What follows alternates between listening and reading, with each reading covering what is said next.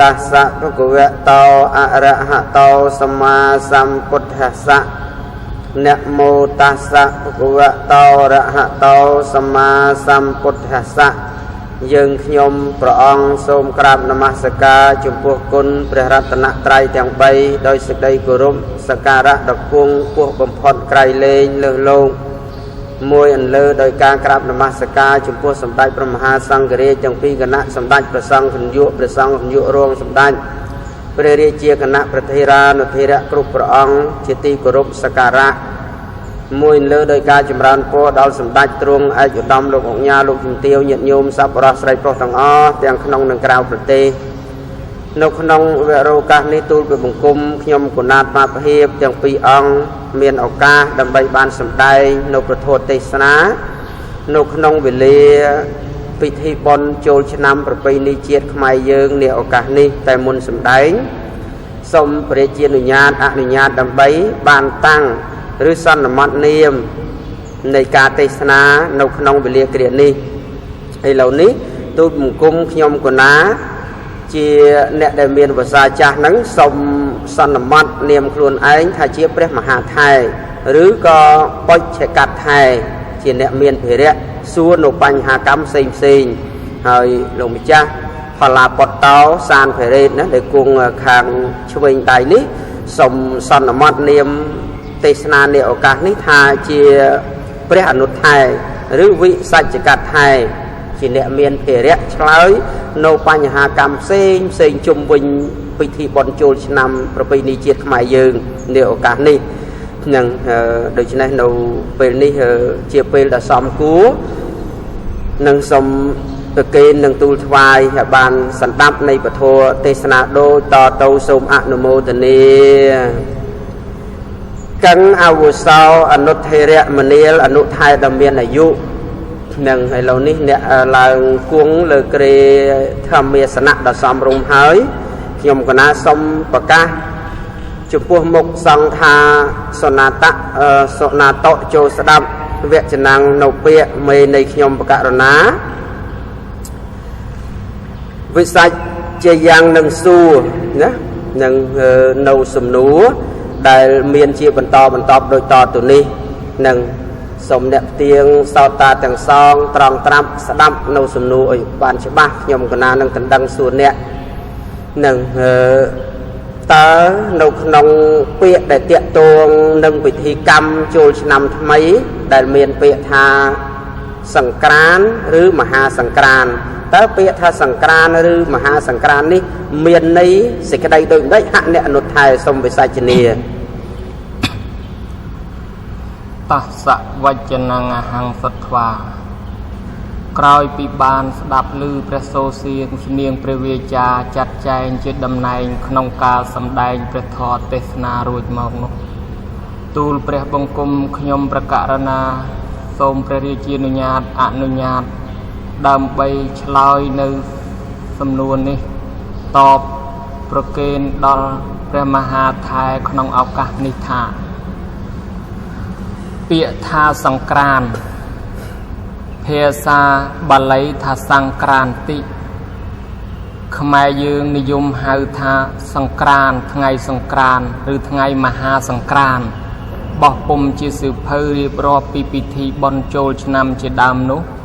ឲ្យឈ្មោះថាសៀវភៅមហាសង្ក្រាន្តសង្ក្រាន្តមានន័យថាដំណើរចេញទៅឬក៏ដំណើរឈានចូលមកដល់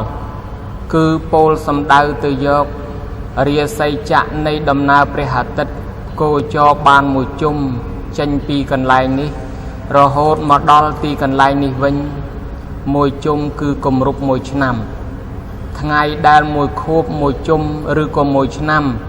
នៃដំណើរព្រះអាទិត្យនេះហើយដែលលោកហៅថាសង្ក្រាន្តហើយការពិពណ៌នារៀបរាប់នៅក្នុងថ្ងៃសង្ក្រាន្តគឺមាន3យ៉ាងថ្ងៃទី1គឺជាថ្ងៃចូលឆ្នាំថ្ងៃទី2គឺជាថ្ងៃវរៈវណ្ណបតថ្ងៃទី3គឺជាថ្ងៃវរៈឡើងស័កថ្ងៃសង្ក្រាន្តនេះពោលដោយខ្លីគឺថ្ងៃចូលឆ្នាំនៃព្រះរាជាណាចក្រកម្ពុជានេះ តែម្ដងណាអង្គម្ចាស់សូមនិមន្តជ្រាប ជ្រាបសាធុអាវុសោអនុធេរៈមនាលព្រះអនុថែដ៏មានអាយុនិងខ្ញុំកណាស្ដាប់បាននៅក្នុងអត្ថន័យនៃពាក្យថាសង្ក្រានឬមហាសង្ក្រាននេះបានន័យថាសង្ក្រាននឹងផ្លាស់ទីញាតិញោមបានន័យថាផ្លាស់ទីឬឃ្លាតចាស់នឹងយើងអាចថាការដាច់ឆ្នាំចាស់ណាឈានចូលឆ្នាំថ្មីឲ្យដល់ពេញមួយឆ្នាំអញ្ចឹងទៅជាមហាសង្ក្រាននឹងឬក៏ការជួបអីអញ្ចឹងទៅហ្នឹងមួយជុំនៃសង្ក្រានហ្នឹងមួយជុំនៃពេលវេលាហ្នឹងគម្រប់មួយឆ្នាំនឹងញាតិញោមស្រីប្រុសបានស្ដាប់នៅក្នុងសេចក្តីអត្ថន័យនៃពាក្យថាសង្ក្រានឬមហាសង្ក្រាននេះតើបុណ្យប្រពៃណីជាតិខ្មែរយើងហ្នឹងមានប្រភពចាប់តាំងពីពេលណាមួយហាក់អ្នកអនុថែសូមបិសាជនីគណាបបិទ្ធប្រគុណម្ចាស់ជាមហាថែដ៏ចម្រើនពិធីបុណ្យទំនៀមទម្លាប់នៃការចូលឆ្នាំខ្មែរនេះគឺមានតាំងតែពីបុរាណកាលយូរលង់ណាស់មកហើយខ្មែរយើងក៏បានទទួលឥទ្ធិពលពីព្រះពុទ្ធសាសនាហើយនៅក្នុងសង្គមខ្មែរតាំងតែពីបុរាណកាលមកនោះមានការចូលឆ្នាំនៅខែមិគសិដែលយើងសម្គាល់ថាជាដើមឆ្នាំជាថ្ងៃចូលឆ្នាំខ្មែរប្រជាជនកម្ពុជាយើងមានការផ្លាស់ប្ដូរ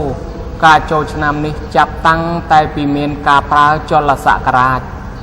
ដែលគិតមកទល់សម័យកាលសពថ្ងៃនេះគឺចលសករាជមាន1375ឆ្នាំហើយចាប់ពីវត្តមានចលសករាជប្រើប្រាស់ក្នុងព្រះរាជាណាចក្រកម្ពុជាប្រជាជនខ្មែរយើងក៏សន្មតកំណត់យកខែចែកជារដូវកាលនៃពិធីបុណ្យចូលឆ្នាំតាមទំនៀមប្រពៃណីម្ដងត្បិតថាខែចែកនេះប្រជាកសិករ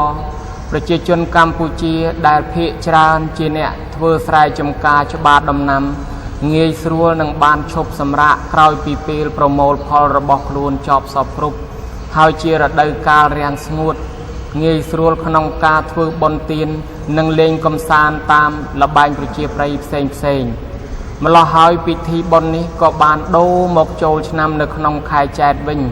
គឺប្រារព្ធធ្វើមិនឲ្យគឺធ្វើមុនថ្ងៃ4កើតក្នុងចន្លោះពេលមុនថ្ងៃ4កើតហ្នឹង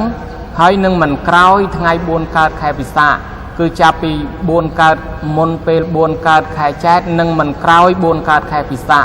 ក្នុងចន្លោះពេលនេះទៅតាមលំដាប់ឆ្នាំក៏ប្រារព្ធពិធីបុណ្យចូលឆ្នាំនោះចាប់តាំងតែពីសម័យកាលនោះមកទល់នឹងបច្ចុប្បន្ននេះណាអង្គម្ចាស់សូមនិមន្តជ្រាបសាធុមនាលអនុថែដ៏មានអាយុខ្ញុំកណាស្ដាប់បាននៅក្នុងសេចក្តីនឹងហើយគុណម្ចាស់កណាម្ចាស់គ្រប់ព្រះអង្គញាតិញោមស្រីប្រុសទាំងអស់ណាស្ដាប់ក្នុងសេចក្តីនឹងហើយបុណ្យចូលឆ្នាំប្រពៃណីជាតិខ្មែរយើងនឹងមានមកតាំងពីបុរាណកាលយូរលង់ណាស់មកហើយបានសេចក្តីថាខ្មែរយើងមានប្រពៃណីណាមានទំនៀមទម្លាប់នឹងដ៏ល្អតាំងពីបុរាណកាលមកពេលវេលាដែលចូលឆ្នាំនឹងប៉ុន្តែសេចក្តីដែលប្រែប្រួលយ៉ាងណានោះគឺព្រះអនុថែបានរៀបរាប់នៅក្នុងសេចក្តីហ្នឹងញាតិញោមអាចនិមន្តស្ដាប់បានយល់ចូលចិត្តហើយខ្ញុំកណាហ្នឹងនៅឆ្ងល់ណាចង់ដណ្ដឹងសួរព្រះអនុថែតទៅទៀតថាតើពិធីបុណ្យចូលឆ្នាំប្រពៃណីជាតិខ្មែរយើងដែលយើងប្រារព្ធជារៀងរាល់ឆ្នាំហ្នឹងប្រារព្ធយកតាមច័ន្ទគតិឬក៏តាមសុរិយគតិកណាសូមវិសាជនីព្រះអនុថែដ៏មានអាយុបបិទ្ធប្រគុណម្ចាស់ដ៏ចម្រើនពិធីបុណ្យនៅក្នុងស្រុកខ្មែរនេះមានកម្មវិធីចូលឆ្នាំនឹងច្រើនបើមើលត្រួសឃើញមាន3បើមើលដោយពិនិត្យឃើញមាន4គឺមួយនោះចូលឆ្នាំសកលដែលយើងតែងតែប្រារព្ធធ្វើទូទាំងពិភពលោកគឺចូលនៅក្នុងខែមករាឆ្នាំនេះគឺគេចូលតាមបែបសូរិយគតិមួយទៀតគឺពិធីចូលឆ្នាំចិនហើយបន្ទាប់មកទៀតគឺពិធីចូលឆ្នាំខ្មែរចូលឆ្នាំខ្មែររួចស្រេចបិណ្ឌសករាជនៃព្រះពុទ្ធសាសនាយើងហៅថាថ្ងៃឡើងស័កនៅថ្ងៃទី3ប៉ុន្តែតាមព្រះពុទ្ធសាសនាពិតប្រាកដតលតែមួយរួចខែពិសាខទៅទើបសន្មតឡើងដូចជានៅក្នុងឆ្នាំនេះត្រូវឡើងជាពុទ្ធសករាជ2557 ចឹងយើងឃើញថាចូលឆ្នាំបែបពុទ្ធសាសនាមួយទៀតឡើង4ចំណែកពុទ្ធសាសនាព្រមទាំងប្រជាណាចក្រកម្ពុជាយើងប្រារព្ធកម្មវិធីបុណ្យចូលឆ្នាំខ្មែរនោះគឺតាមបែបចន្ទគតិដំណើរនៃព្រះច័ន្ទធ្វើដំណើរចេញពីមីនៈរាសីមកកាន់មេសៈរាសីគឺដំណើរចន្ទគតិនៅអង្គម្ចាស់សូមនិមន្តជ្រាបកតមੰបករណੰអវសោអនុធេរៈណាមនាលអនុថែដ៏មានបញ្ញាវៃឆ្លាតណានៅក្នុងការឆ្លើយនៅក្នុងសំណួរនេះខ្ញុំកណាស្ដាប់បាននៅក្នុងសេចក្តីនេះហើយតែចង់ដណ្ដឹងណាសួរអ្នកដើម្បីបានសម្ដែងរៀបរាប់ថាតើនៅក្នុងពិធីចូលឆ្នាំប្រពៃណីជាតិខ្មែរយើងតើគេមានបំពេញឬក៏ធ្វើនៅកម្មវិធីអ្វីខ្លះទៅអអ្នកអនុថែកណាសូមវិសាចនីផន្តេថេរៈបពិតព្រះមហាថែដ៏ចម្រើននៅក្នុងដែនដីនៃសកលកម្ពុជារដ្ឋទាំងមូលគឺមានបណ្ដាខេត្តយ៉ាងច្រើនមានទំនៀមទម្លាប់ខុសៗលៀងឃ្លាតគ្នាខ្លះអ្នកខ្លះក៏មានពេលចូលឆ្នាំនឹងតាំងពីមុនថ្ងៃចូលឆ្នាំមួយខែកន្លះខែពោលគឺហើយស្រូវអង្គចូលឆ្នាំតែម្ដងហើយបន្ទាប់ពីចូលឆ្នាំចប់ហើយគេបន្តបានមួយខែទៀតក៏សឹងតែមានហើយតាមបណ្ដាវត្តទំនៀមទម្លាប់ភូមិស្រុកក៏មានការលៀងឃ្លាតខុសគ្នាខ្លះៗប៉ុន្តែសម្លឹងឃើញកម្មវិធីដែលដូចគ្នាទូទាំងព្រះរាជាណាចក្រកម្ពុជាក៏ដូចជាក្នុង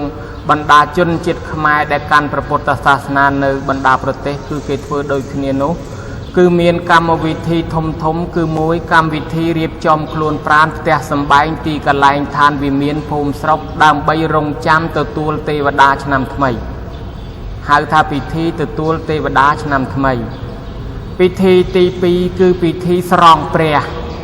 ពិធីទី3គឺពិធីពូនភ្នំខ្សាច់ពិធីទាំង3យ៉ាងនេះគឺជាប់តាមទំនៀមតាំងពីបុរាណកាលមករហូតបច្ចុប្បន្នគ្រប់វត្តវាអារាមគឺតែងតែមានធ្វើជារៀងរហូតណាអង្គម្ចាស់សូមនិមន្តជ្រាបសាធុខ្ញុំកណាស្ដាប់បានណានៅក្នុងសេចក្តីហ្នឹងដែលមានកម្មវិធីដែលត្រូវប្រារព្ធនឹងក្នុងរយៈពេលពិធីបុណ្យចូលឆ្នាំនេះខ្ញុំកណាចង់ដណ្ដឹងសួរព្រះអនុថែថាតើទេវតាដែលចុះមករក្សាឆ្នាំថ្មីណាជាពិសេសគឺនៅក្នុងឆ្នាំហ្នឹងតែម្ដងឆ្នាំម្សាញ់បញ្ញស័កណាពុទ្ធសករាជ2557កណាតើទេវតាដែលត្រូវបន្តវេនចុះមករក្សាមនុស្សលោកនេះទ្រង់ពនាមអ្វីដែរហាក់អ្នកអនុថែកណាសូមវិសាចនី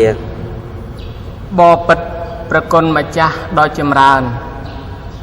នៅតាមក្បួនហោរាសាស្ត្រក៏ដូចជាសង្ក្រាន្តតាមទំនៀមទម្លាប់របស់ខ្មែរយើងគឺគេប្រារព្ធទៅតាមថ្ងៃនៅក្នុងឆ្នាំនេះសង្ក្រាន្តខិតចូលមកចំថ្ងៃអាទិត្យថ្ងៃ4កើតខែចែកដូច្នេះហើយកម្មវិធីនេះគឺស្ថិតនៅលើទេវតាដែលជាបុត្រីច្បងគេរបស់កបិលមហាព្រហ្មឈ្មោះថានាងតុងសាទេវីនាងតុងសាទេវីនឹងចុះមកនៅថ្ងៃ4កើតខែចែកឆ្នាំម្សាញ់បញ្ញស័កនោះនាំអស់បរិវារទាំង1សែនកោដចក្រវាលចុះមកដើម្បីទៅកាន់មណ្ឌពភ្នំកៃឡាស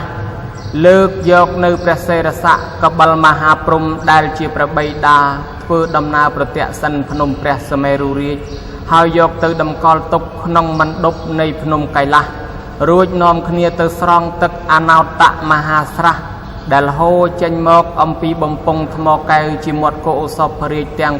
7គង់នៅក្នុងធម្មសភាសាលាដែលវិសកម្មទេវបុត្រនិមិត្តថ្វាយរួចហើយក៏បាននាំគ្នាសមាទានសិលប្រតិបត្តិសុចរិតទៀងត្រង់ទាំងអស់គ្នានាំទាំងបរិវារទាំងអស់ឲ្យបានសេចក្តីសុខសេចក្តីចម្រើនរឿងរ៉ាវនេះនៅក្នុងឆ្នាំនេះគឺត្រូវភិរៈបុត្រីដែលជាកូនច្បងឈ្មោះថាតុងសាទេវីដែលមានសម្លៀកបំពាក់គឺគ្រឿងអំពរពណ៌ក្រហមហើយក៏បានសៀតផ្កាទទឹមនិងព្រះកាប្រហោះស្ដាំកាន់កងចក្រប្រហោះឆ្វេងកាន់សាំងទ្រង់គ្រឿងអភរណៈហៅថាកែវបតុមរាជគង់ថ្មិចភ្នែកថ្មិចព្រះនេត្រនៅលើពាហនៈគឺសត្វគ្រុឌធ ធ្វើដំណើរចុះមកប្រតិសិនភ្នំព្រះសមេរុរាជតាមទំនៀមទម្លាប់តាំងតែពីបុរាណកាលនៃរឿងរ៉ាវកបិលមហាព្រហ្មនោះឯងណាអង្គម្ចាស់សូមនិមន្តជ្រាបសា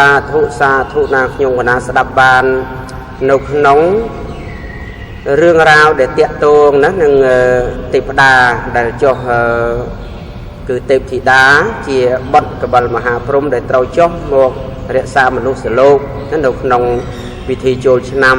ប្រពៃណីជាតិខ្មែរជាពិសេសគឺឆ្នាំនេះត្រូវនឹងថ្ងៃអាទិត្យមានព្រានាមថាតុងសាទេវីកណាខ្ញុំកណានឹងចង់ដណ្ដឹងទៀតព្រោះកាលណាអ្នកឆ្លើយអញ្ចឹងទៅសង្ស័យនៅក្នុងសេចក្តីនឹងថាតើតាក់ទងនឹងរឿងរ៉ាវដូចម្ដេចខ្លះណានឹងរឿងកបិលមហាព្រហ្មនឹងជាពិសេសតាក់ទងនឹងសេរី3ប្រការណាដែលតាក់ទងនឹងរឿងរ៉ាវក្នុងរឿងកបិលមហាព្រហ្មនេះសូមអ្នកសម្ដែងដោយសេចក្តីសង្ខេបប្រមូលស្ដាប់បានមកមើលហាក់អ្នកអនុថែកណាបបិទ្ធប្រគុណម្ចាស់ដ៏ចម្រើននៅក្នុងពិធីធំនៃកម្មវិធីចូលឆ្នាំខ្មែរតាមប្រពៃណីជាតិនោះគឺទី1វិធីទទួលទេវតាទី2ពិធីស្រង់ព្រះទី3ពិធីពូនភ្នំខ្សាច់ចំពោះពិធីទទួលទេវតាតែងតែមានជារៀងរាល់ឆ្នាំគឺយើងរៀបចំប្រដាប់ប្រដាមានផ្កាភ្ញីទៀនធូបប្រទីបជ្វាលានិងបោះសម្អាតទីវត្តអារាមតាមទីសាធារណៈផ្ទះសម្បែងរៀបចំទីកន្លែងវិមានឋានព្រមទាំងសម្លៀកបំពាក់កាយវិការចិត្តឲ្យស្អាតបរិសុទ្ធដើម្បីចុះមករងចាំទទួលទេវតាឆ្នាំថ្មីនោះជាណានារឿងរ៉ាវនេះជាប់តាំងតែពីបុរាណកាលមកត្បិតមាននិទាននៅក្នុងដើមផតកັບនេះមកនិទានមាននៅក្នុងសង្ក្រានសូត្រដែលយើងហៅថាក្នុងមហាសង្ការសូត្រនោះថានៅដើមផតកັບនេះមានមនុស្សម្នាក់ដែលមានបញ្ញាបាធីពូកែឆ្លាតវៀងវៃឈ្មោះថាធម្មបាលកុមារនោះចេះសម្ដែងធម៌បំភ្លឺនៅហេតុសុខចម្រើនសម្ដែងធម៌ជាមង្គលដល់មនុស្សទាំងឡាយដែលមានការជ្រះថ្លាកោតសរសើរពីបញ្ញាបាធីតគ្នារហូតឮដំណឹងទៅដល់កបិលមហាព្រហ្មក្នុងសម័យនោះឯងប្រជាជនទាំងឡាយគេកំពុងតែគោរពបូជាទៅលើសាសនាព្រាហ្មណ៍ឬហៅថាគោរពបូជាព្រះព្រហ្មជាពិសេសការគោរពកបិលមហាព្រហ្មនោះក៏បានចុះមកដល់ដោយបានដាក់កិច្ចសន្យាជាមួយនឹងធម្មបាលកុមារថាយើងនឹងសួរឯងសេរីទាំង3ប្រការតើសេរីទី1សេរីសួស្តីពេលព្រឹកនៅត្រង់ណាទី2សេរីសួស្តីពេលថ្ងៃនៅត្រង់ណាពេលល្ងាចតើសេរីសួស្តីនៅត្រង់ណាបើអ្នកឯងឆ្លើយបញ្ហានេះបានយើងនឹងកាត់ព្រះសិរស័ក្តិពលគឺកាត់ក្បាលរបស់យើងដើម្បីថ្វាយបូជាប៉ុន្តែបើសិនជាអ្នកឯងឆ្លើយសំណួរនេះមិនបានទេនោះ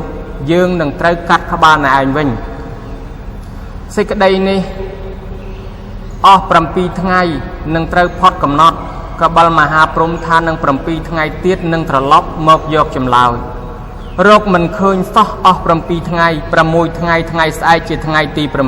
7ធម្មបាលកុមារតលតម្រេះណាស់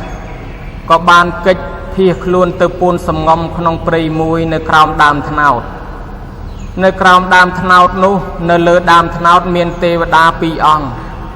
ក៏បានប្រែក្រឡាមួយជាថ្មាតញីមួយជាថ្មាតឈ្មោលឯកសារខ្លះថាជាឥន្ទ្រីថ្មាតញីខ្លែងធ្វើជាសួរថ្មាតឈ្មោលថាតើស្អែកយើងនឹងបានអ្វីបរិភោគឈ្មោលថាបរិភោគសាច់ធម្មបាលចុះយ៉ាងម៉េចក៏បានទៅជាបរិភោគសាច់ធម្មបាលទៅវិញថាគេកាត់កហើយស្អែកនឹងឆ្លើយសំណួរប្រស្នាគេមិនបានយីធម្មបាលកុមារនឹងមានបញ្ញាបកែណាស់មិនក៏ឆ្លើយមិនបានតើប្រស្នានោះយ៉ាងណាឯងអាចប្រាប់បានទេ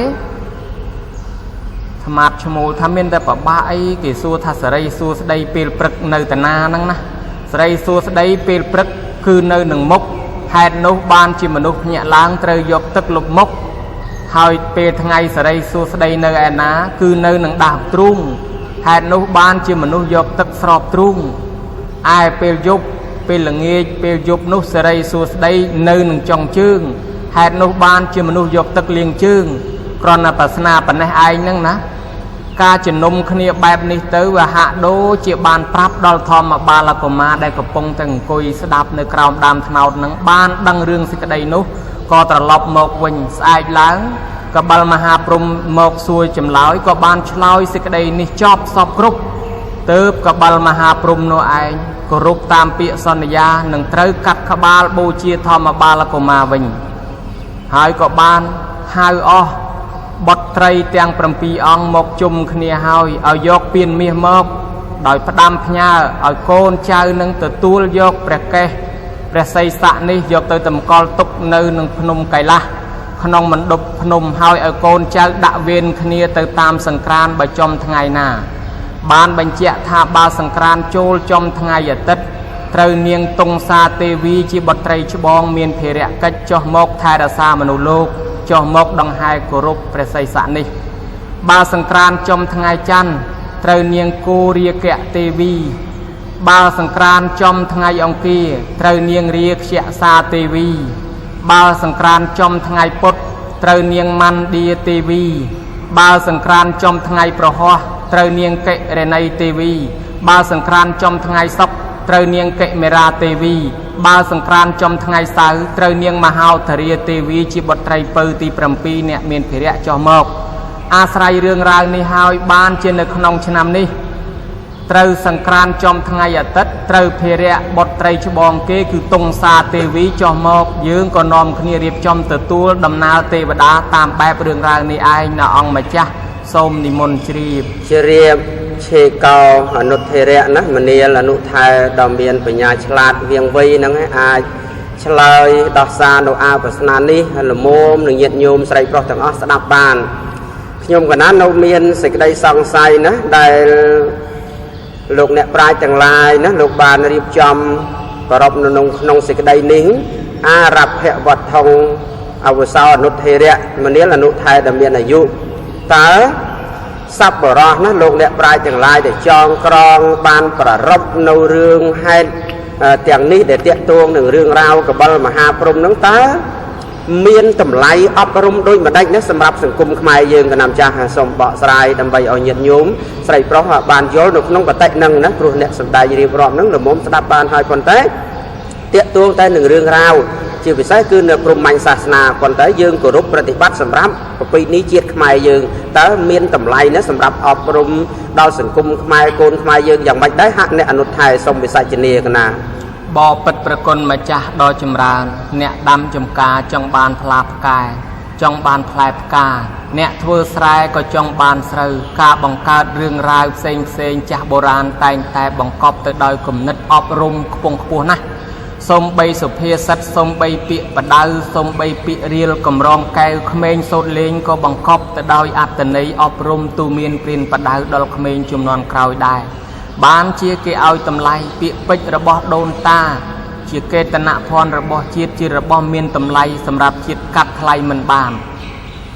ចំណែករឿងរ៉ាវដែលគេលើកឡើងក្នុងកម្មវិធីបុណ្យផ្សេងក៏សិតសឹងតែមានអត្ថន័យបង្កប់ដូចគ្នាគឺបង្កប់តម្លៃរឿងឬអត្ថន័យអប់រំចំពោះកបិលមហាព្រំនេះវិញបើយើងគិតរឿងរ៉ាវអំបញ្ញមាញ់នេះគឺជាតាមប្រភពរឿងរ៉ាវដែលមានមកក្នុងមហាសង្ការសូត្រឬហៅថាក្នុងសង្ក្រានសូត្រប៉ុន្តែចុះកតិធម៌និងតម្លៃអប់រំតើមានប្រយោជន៍អ្វីខ្លះដល់សង្គមមនុស្សនេះគឺមានពិតប្រាកដចំពោះមនុស្សណាដែលពិចារណារំពឹងរកតម្លៃអានឹងបានឃើញតម្លៃបើគ្រាន់តែស្ដាប់ដើម្បីសើចកំសាន្តឬក៏គ្រាន់តែយល់គ្រាន់តែឮនោះទេมันអាចដឹងពីតម្លៃនៃការអប់រំនោះឡើយរឿងកបិលមហាព្រំបើសិនជាយើងគិតតាមបែបព្រះពុទ្ធសាសនាគឺជាសេចក្តីប្រៀបធៀបត្បិតថាក្នុងព្រះពុទ្ធសាសនាទេវតាព្រះអិនព្រះព្រំពេលដែលលោកសគត់ទៅហើយគឺមិនមានសល់សាកសពមិនមានសល់ប្រកេះសម្រាប់គេទាំងហែគេគោរពបូជាទេប៉ុន្តែរឿងរ៉ាវនេះមានគឺឲ្យយើងពិចារណារឿងរ៉ាវទាំងនេះព្រះព្រំមានកូនដល់តែ7យើងហៅថាមានបុត្រី7ប៉ុន្តែមិនក៏មិនឃើញមានភរិយាអញ្ចឹងអត្តន័យតម្លៃបង្កប់នៅក្នុងព្រះពុទ្ធសាសនាយើង ព្រះព្រំគឺតំណាងឲ្យមេត្តាបិតាព្រះព្រំនេះគេប្រែថាជំរកទីកន្លែងសម្រាប់ជ្រកដ៏ប្រសើរជំរកដ៏ប្រសើរពោលគឺមេត្តាបិតារបស់យើងបានជាយើងលើកឡើងពីព្រះព្រំនៅក្នុងកាលនោះមនុស្សជឿសាសនាព្រំបើមនុស្សជឿសាសនាព្រំក្នុងព្រះពុទ្ធសាសនាមេត្តាបិតាក៏លោកចាត់ទុកជាព្រះព្រំដែរពីព្រោះលោកមានព្រំវិហារធម៌ទាំង4គឺមេត្តាករុណាមុទិតានិងឧបេក្ខាបើយើងគោរពឲ្យតម្លៃទៅលើទេវតាជាធំក្នុងព្រះពុទ្ធសាសនាក៏ឲ្យតម្លៃមេត្តាបិតាជាបុព្វទេវាជាទេវតាដើមមុនគេទាំងអស់បើយើងឲ្យតម្លៃលោកគ្រូអាចារ្យជាធំក្នុងព្រះពុទ្ធសាសនាលោកចាត់ទុកថាមេត្តាបិតាក៏ជាគ្រូអាចារ្យខាងដើមបើយើងឲ្យតម្លៃព្រះពុទ្ធសាសនានេះគុណព្រះពុទ្ធជាធំព្រះពុទ្ធក៏ទ្រង់សម្ដែងកាប់ឲ្យតម្លៃមេត្តាបិតាជាព្រះក្នុងផ្ទះសម្រាប់កូនចៅដែរអញ្ចឹងកបិលមហាព្រំនេះមានន័យថាជាឪពុកជាម្ដាយរបស់យើងហើយចំណែកកូនគឺបុត្រីទាំង7យ៉ាងនោះទាំង7នាក់នោះគឺតំណាងឲ្យថ្ងៃទាំង7ថ្ងៃទាំង7យើងជាកូនជាចៅគួរតែរៀបចំដាក់វេនគ្នាដើម្បីថែរក្សាការពារចិញ្ចឹមទំនុកបម្រុងផ្ចង់ផ្ដើមដល់មេត្តាបិតារបស់យើងជាទិដ្ឋានុគតិទាញចេញមកពីរឿងថាអំបាលទេវតាដែលយើងគោរពបូជាលោកណាស់នោះលោកនៅតែគោរពបិតាលោកយ៉ាងហោចណាស់មួយឆ្នាំក៏លោកអញ្ជើញយាងមកម្ដងដើម្បីគោរពបូជាបិតាលោកដែរចុះយើងនាំគ្នាគោរពទេវតាគោរពប្រព្រំជាធំយើងឃើញជាទិដ្ឋានុគតិប្រតិបត្តិតាមទៅថាអំបាលព្រំគង់តែគោរពបិតាចុះយើងជាមនុស្សសាមញ្ញមានមេត្តាបិតាដែរមិនក៏យើងចោលមេត្តាបិតាយើងយកលំនាំតាមទោះបីអ្នកមានកិច្ចការងារទៅនៅទីចិត្តទីឆ្ងាយយ៉ាងណាដល់ពេលហែមន់វសន្តរដូវដូច្នេះគឺគេតែងទៅស្រុកកំណើតស្រុកកំណើតគឺជាកន្លែងកប់សុករបស់យើងកើតនៅកន្លែងណាគេកប់សុកនៅកន្លែងនោះគេហៅថាស្រុកកំណើតទីកន្លែងកំណើតជាមាតុភូមិយើងនឹករលឹកអញ្ចឹងយ៉ាងហោចណាស់មួយឆ្នាំបានម្ដងនាំគ្នាទៅថ្វាយបង្គំទៅសំពះគោរពទំនុកបម្រុងផ្ចង់ផ្ដើមដល់មេត្តាបិតាទៅតាមលំនាំនៃកបិលមហាព្រំនោះឯចំណែកសិរីសួស្ដីទាំង3យ៉ាងបើយើងពោលតាមបែបព្រះពុទ្ធសាសនាយើងថាចង់ឲ្យកើតសិរីសួស្ដីគឺយកទឹកមកលុបមុខទឹកនេះជាតំណាងភាពត្រជាក់ត្រជុំទឹកនេះជាធាតុនាំឲ្យកើតរូបធាតុទាំងឡាយទាំងពួងមានភ្លើងមានខ្យល់ជាដើមរហូតដល់មានជីវិតនៅលើលោកនេះបានគឺអាស្រ័យដោយសារទឹកទាំងអស់ទាំងរុក្ខជាតិទាំងមនុស្សសត្វទឹកជាតំណាងភាពយុត្តិធម៌ដូចជាជាងសំណង់គេដាក់កែវស្ទង់សម្រាប់ស្ទង់ដើម្បីយកតាមទឹកជាតំណាងភាពយុត្តិធម៌ស្មើគ្នាមិនមានលំអៀងទឹកអាចបន្ទោបង់នៅសេចក្តីក្រវល់ក្រវាយមនុស្សដែលក្តៅក្រហាយឲ្យត្រជាក់បានមនុស្សដែលមានការស្រេកឃ្លានអាចបរិភោគទឹកបាននៅភាពត្រជាក់ត្រជុំទឹកជានិមិត្តរូបសិរីសួស្តីដែលគេនិយមយកមកប្រើពេលអភិសេកស្រោចទឹកមេត្តាបិតាពោលគឺអភិសេកមេត្តាបិតាគឺដោយសារទឹកព្រះសង្ឃគ្រប់ព្រះអង្គកាលណាបើបានស្រោចព្រះសុគន្ធវេរីដើម្បីតម្លើងទៅជាចៅអធិការបច្ច័យអធិការស្រោចព្រះសុគន្ធវេរីគឺស្រោចទឹកឡើងជាអនុគុណព្រះអនុគុណស្រោចទឹកអាចឡើងទៅជាមេគុណព្រះមេគុណស្រោចស្រុកព្រះសុគន្ធវេរីឡើងទៅជាសម្ដេចព្រះសង្ឃរាជសូម្បីតែនៅក្នុងព្រះរាជាណាចក្រកម្ពុជាការឡើងគ្រងរាជ្យនៃព្រះករុណាជាអង្គម្ចាស់ក៏គេត្រូវប្រើទឹកនេះដែរទឹកនេះជានិមិត្តរូបលាងជម្រះនៅអំពើបាបកម្មសពបែបយ៉ាងដែលមេត្តាបិតាបានធ្វើកូនចៅតែងលាងជម្រះពេលដែលកូនចៅលើកមេត្តាបិតាដាក់លើបោះស្បុកមានន័យថាលើកដាក់ឋានសួគ៌យកទឹកទៅដាក់ស្រោចមានន័យថាឲ្យគាត់បានភាពត្រជាក់ត្រជុំដោះដោយទឹកសុគន្ធវេរីសាប៊ូក្រអូបជាដើមមានន័យថាលាងជម្រះអំពើបាបប៉ុន្តែនិមិត្តរូបទាំងនេះក្រោយពីលាងជម្រះរួចមិនអាចជ្រះបាននោះទើបបានប្រគល់មេត្តាបិតាចូលមកដើម្បីសមាទានសិលថ្វាយខ្លួនជាពុទ្ធបរិស័ទហើយទទួលយកត្រៃសរណគមទៅតាមលំនាំកបិលមហាព្រំកូនកបិលមហាព្រំដែលក្រោយពីដង្ហែព្រះបិតាព្រះសីស័កហើយក៏ចូលទៅស្រង់ទឹករួចហើយក៏បានទទួលយកសិលដូចគ្នាដូច្នោះដែរទឹកនេះទៀតសោតជានិមិត្តរូបនៃសិល នៃកម្មបត្តិដែលយើងហៅថាកម្មបត្តិទាំងឡាយកាយកម្ម3វិច័យកម្ម4មនោកម្ម3ពេលព្រឹកសេរីសួស្តីនៅនឹងមុខកតិធម៌លោកថាមាត់របស់យើងឲ្យពូលដោយប្រយ័ត្នប្រយែងវិច័យកម្មមាន4មុសាវាទាវេរមណីកុំឲ្យពូលពាក្យកុហកបិសនាវាចាយៈកុំឲ្យពូលពាក្យញុះញង់ចាក់ដោតសោកសៀតភរុសវាចាយៈកុំឲ្យពូលពាក្យបជុះប្រសោកតគោះបោះបោកសម្ភបលាបៈកុំឲ្យពូលពាក្យរួយរាយអត់ប្រយោជន៍នេះហើយគេហៅថាវិច័យទ្វាពូលដោយវិច័យកម្មតាមផ្លូវមាត់ភ្ញាក់ព្រលឹមឡើងកុំឲ្យពូលពាក្យអាក្រក់ឲ្យប្រយ័ត្នប្រយែងរស់នៅជាមួយមេត្តាបិតាមិត្តភក្តិម្រាក់ខ្លើជាដើមរីឯពេលថ្ងៃសេរីសួស្តីនៅនឹងដើមទ្រូងគឺសំដៅទៅលើមនោកម្មដើមទ្រូងគឺជាកន្លែងទីតាំងនៃបេះដូងគឺជាកន្លែងទីតាំងជាមជ្ឈមណ្ឌលនៃចិត្តអញ្ចឹងហើយចិត្តគឺនៅកន្លែងដើមទ្រូងជាទីតាំងដ៏ធំមួយដែលនៅក្នុងធម៌លោកធ្លាប់ពោលមកនោះឲ្យយើងប្រព្រឹត្តតែសុចរិតកុសលកម្មបត្តិអព្យាបាទូមិនព្យាបាទអ្នកដតីអនភេជាមិនគិតរំពៃប៉ុនប៉ងទៅលើទ្រព្យអ្នកដតីសមាទិដ្ឋិឲ្យមានទិដ្ឋិយល់ដឹងត្រឹមត្រូវត្រង់ល្អរីឯពេលយប់សេរីសួស្តីដែលថានៅនឹងជើងនោះមនុស្សយកទឹកលាងជើងគឺកុំឲ្យដើរលេងពេលយប់ហួសពេលវេលា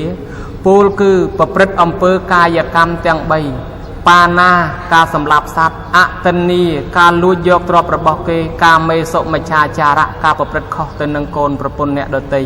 ការដើរលេងយប់ហួសពេលវេលារមែងមានទោសទាំង6យ៉ាងដូចជាការដើរជន់ដានជើងចោលជន់ពោះក្អែបជន់រោគជន់សត្វធាតុបៀតបៀនទៅបង្កចំនួនជាដើមឡើងទៅដូច្នេះហើយសេរីសួស្តីទាំង3មិនមែនកើតឡើងត្រឹមតែយកទឹកមកលាងនោះទេធម៌ទាំងឡាយកើតឡើងដោយអំពើដែលយើងបប្រតិបត្តិទាំងអស់គឺបប្រតិបត្តិកុសលកម្មបត្តិទាំង3យ៉ាងនេះទៅកើតសេរីសួស្តីហើយកតិធម៌ទាំងនេះបានអប់រំដល់សង្គមខ្មែរយើងកាលណាយើងនាំគ្នាប្រតិបត្តិតាមអញ្ចឹងទៅក្នុងសង្គមខ្មែរយើងមានសេរីសួស្តីដល់ខ្លួនផងដល់ក្រុមគ្រួសារផងដល់មិត្តភ័ក្តិផងដល់ប្រជាជនទូទៅដល់ប្រទេសជាតិផងដល់មនុស្សទូទៅក្នុងលោកផងណាអង្គម្ចាស់សូមទ្រង់ជ្រាបកលោសិអនុធិរៈណាមនាលអនុថែដែលមានបញ្ញាដែលបានបកស្រាយនៅក្នុងកតិលោកនិងកតិធម៌ណាឲ្យញាតិញោមអាយឧត្តមលោកជំទាវលោកអញ្ញាសប្បុរសស្រីប្រុសទាំងអស់ស្ដាប់បាននៅក្នុងសេចក្តីនេះអញ្ចឹងអ្វីដែលលោកអ្នកប្រាជ្ញលោកសម្ដែងទុកមកហ្នឹងគឺដើម្បីអប់រំយើងហ្នឹងក៏ថាចុះហេតុអ្វីក៏មិនសម្ដែងឲ្យចំរឿងតែម្ដងព្រោះអ្វីទាំងអស់គឺធ្វើម៉េចឲ្យមនុស្សចាប់អារម្មណ៍ណាធម្មតាឧបមាដូចជាអ្នកនិពន្ធរឿងឬអក្សរសាស្ត្រអក្សរសិល្ប៍អីធ្វើម៉េចបង្កប់នៅអត្តន័យសេចក្តីហ្នឹងជាសិល្បៈណាឲ្យមនុស្សអ្នកអានអ្នកមើលហ្នឹងមានបញ្ញាព្រោះកាលណាត្រង់ពេកអញ្ចឹងយកទៅគំនិតកតិហ្នឹងអញ្ចឹងគេធ្វើម៉េចឲ្យមនុស្សយើងអ្នកស្ដាប់អ្នកទស្សនាអ្នកអានហ្នឹងគឺមានវិចារណញ្ញាណត្រេះរិះពិចារណាវិភាគនៅក្នុងសេចក្តីកំណាព្យក្តីណាអ្វីក្តីគឺបង្កប់នៅអត្តន័យយ៉ាងណាលោកអ្នកប្រាជ្ញណាមានព្រះសម្មាសម្ពុទ្ធបរមគ្រូនៃយើងជាដើមសូម្បីតែសំណួរសួរទៅពពួកព្រាហ្មណ៍សួរនឹងគ្រប់រឿងរ៉ាវទាំងអស់ហ្នឹងគឺសុទ្ធតែប្រស្នាទាំងអស់ហ្នឹងអញ្ចឹងព្រះនុថែបានរៀបរាប់នៅក្នុងរឿងរ៉ាវដែលតាក់ទងនឹងរឿងសិរី3ប្រការណាដែលតាក់ទងនឹងរឿងកបិលមហាព្រហ្មជាញោមស្រីប្រុសទាំងអស់មើលព្រោះព្រះអង្គព្រះដ៏មានពភៈព្រះអង្គទ្រង់ត្រាស់សម្ដែងថាមេត្តាជាបុព្វទេវៀងណាជាទេវតាខាងដើមជាបុព្វាចារ្យជាអាចារ្យខាងដើមជាព្រះព្រហ្មនឹងអញ្ចឹងទៅរកព្រះព្រហ្មឯណាអញ្ចឹងព្រះព្រហ្មដែលលោកណាបានប្រព្រឹត្តប្រតិបត្តិនៅឈានដើម្បីបានសម្រេចនិមគ្គផលទៅជាព្រហ្មនោះគឺដោយសារការសន្សំបុណ្យតែប៉ុន្តែព្រះព្រហ្មដែលជាក់ស្ដែងនោះគឺព្រះព្រហ្មមេត្តាបិតានឹង ដែលប្រកបដោយ5វិហារធម៌ចំពោះបុត្រធីតាផ្ទាល់តែម្ដងជាអាហ៊ុណយៈបុគ្គលជាបុគ្គលដែលកូនប្រុសស្រីនឹងគប្បីជូនបាយទឹកនំចំណីក្រាបសំពះសន្សំនៅបុណ្យកុសលនិងគោរពដល់លោកជានិច្ចកាលអញ្ចឹងបានជាលោកទ្រង់សម្ដែងនៅក្នុងរឿងកបិលមហាព្រហ្មនឹងថាបើសនាជាបុត្រីណានាំយកព្រះសិរសាគឺប្រកែកកបិលមហាព្រហ្មជាព្រះបិតានឹងទៅដាក់ក្នុងអាកាសបានន័យថាធ្វើឲ្យរាំងភ្លៀងអីជាដើមនិងបើសនាជាដាក់បោះទៅក្នុងទឹកមហាសមុទ្រអីអញ្ចឹងទៅធ្វើឲ្យទឹកសមុទ្រនឹងរីងខាស់បោះទៅលើផែនដីលោកធាតុទាំងមូលនោះឆេះណាអញ្ចឹងបានសេចក្តីថាកូនប្រុសស្រីនឹងកាលណាបើបោះបង់នៅសេចក្តីគោរពណាចំពោះព្រះព្រហ្មគឺមេត្តាបិតាជាដើមនឹងហើយទោះបីជាធ្វើអ្វីក៏មិនបានរីកចម្រើនដែរនឹងបានន័យថាលោកទាំងមូលនឹងដូចជាយើងកំពុងតែបានបំផ្លាញនឹងព្រោះអីព្រោះការគោរព3ត្រកងទូលនៅ5វិហារធម៌របស់មេត្តាបិតានេះគឺឈ្មោះថាយើងកំពុងតែធ្វើនៅលោកនេះឲ្យរុងរឿងឲ្យចម្រើនឲ្យខ្លួនឯងនឹងលូតលាស់រុងរឿងចម្រើននឹងបើអញ្ចឹងសូមបញ្ជាក់សេចក្តីបន្ថែមប៉ុណ្ណឹងហើយកាលណាបើយើងទាំងអស់គ្នាចង់បានសេរីសួស្តីទាំង3ប្រការហ្នឹងគឺប្រព្រឹត្តនៅកុសលកម្មបត្តិទាំង10ហ្នឹងណាព្រះអង្គលោកបានសម្ដែងរៀបរាប់ចប់សពគ្រប់ហើយខ្ញុំកណានៅមានចម្ងល់ខ្លះនៅជុំវិញបញ្ហាពិធីបុណ្យចូលឆ្នាំប្រពៃណីជាតិខ្មែរយើងព្រោះមានពិធីច្រើនណាស់ដូចជាតាក់ទងនឹងពិធីស្រង់ព្រះណាតើមានអត្ថន័យសេចក្តីយ៉ាងម៉េចដែរឬក៏យើងធ្វើគោរពគុណចំពោះព្រះសម្មាសម្ពុទ្ធត្រង់តែម្ដងអនុអនុថែសូមវិសាចនាបបិទ្ធប្រគុណម្ចាស់ដ៏ចម្រើនកម្មវិធីដែលបានរៀបរាប់ជាបន្តទៅនេះបន្ទាប់ពីការមិនបោះបង់ចោលមេត្តាបិតាធ្វើឲ្យពិភពលោកនឹងរលប់រលាយនោះឈានចូលមកដល់កម្មវិធីធំមួយទៀតគឺកម្មវិធីស្រង់ព្រះនេះគឺមានអត្ថន័យទាំងសងខាងទាំងន័យចំទាំងន័យធៀបស្រង់ព្រះមាននៅក្នុងគម្ពីរសង្ការសូត្រ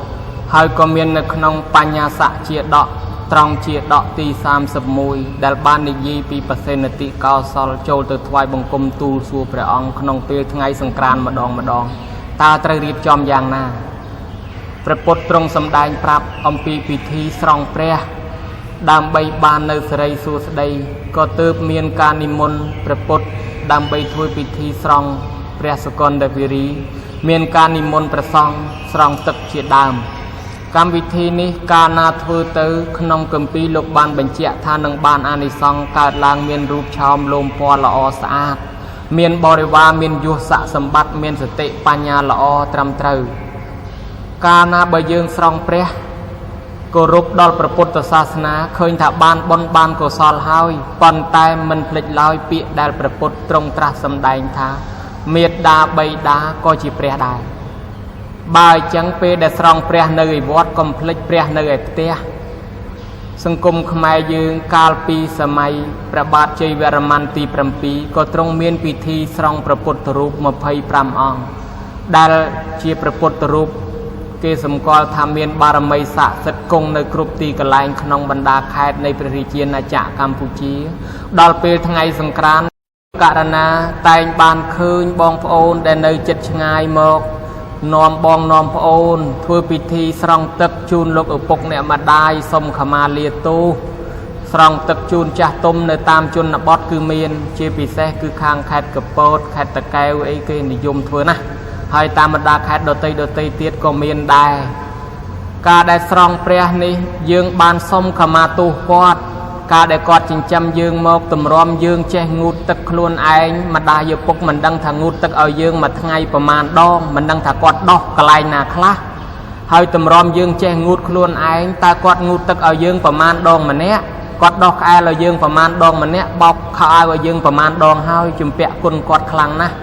ហ៊ានលក់ដូរបង្រត់បង្រាស់សត្វធាតុទាំងរស់ព្រោះដើម្បីចិញ្ចឹមកូនដុតព្រៃកាប់ដីឆេះសត្វធាតុទាំងរស់ដើម្បីកូនសម្ោចសង្អាវាក្បែរកូនសុកចិត្តញិចសម្លាប់គេដើម្បីឲ្យតកូនរស់រស៊ីកេងកັບលឹកខោងវាយបដុកគូតកំប៉ុងបតោងបលើសភ្នែកអញ្ជិញពូតគេកុហកគេបំបត្តិគេយ៉ាងណាដើម្បីចិញ្ចឹមឪពុកចិញ្ចឹម